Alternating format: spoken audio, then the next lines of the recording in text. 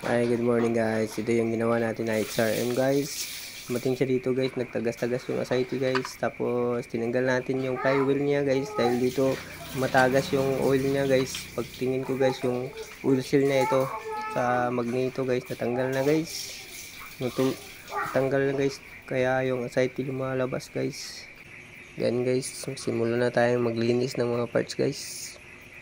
Linisin natin mabuti guys yung mga parts pa malinis pag buo natin ng mga parts guys. Ayan guys, binubugaan ko na yan ng hangin guys. Ayan guys,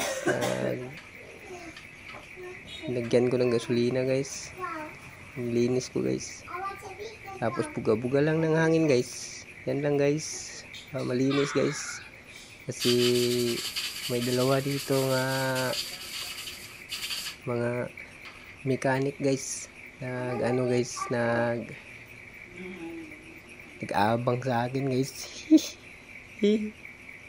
Chick mechanic yan dalawa guys, kaya hindi talaga pag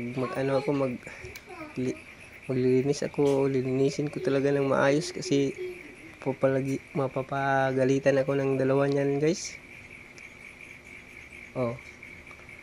Linis na linis dyan guys. Yan, buga ng buga lang guys. Yan. Sige guys, lilinisin muna natin guys. Yan guys, simula na ako mag-assemble guys. Simbolin muna natin guys. Matapos na to guys. Nagyan ko ng konti na gasket oil yung dalawang wiring guys, kasi pag hindi ko linagyan malalaglag guys.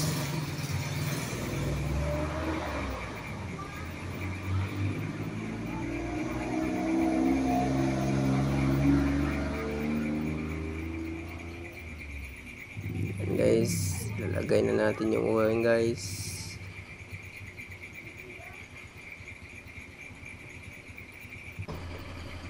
Ayan, tapos na. Naganda na mga guys. Tinanggal ko yung breather kasi barado yung breather niya. So, tapos na. Ayan, tapos na. Maganda na yung hila niya. Hindi na yung parang yung pressure na ba. Hindi nakaalis kasi yung ano niya, breather niya parado, kaya nagputukan yung oil seal niya.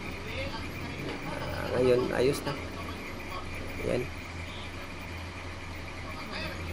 Guys, mukhang hanggang dito lang yung video natin guys, kasi tapos na to guys. Salamat sa panonood guys.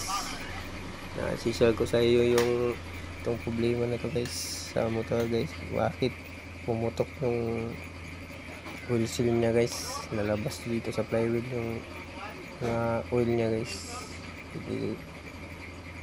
Sige guys, salamat guys.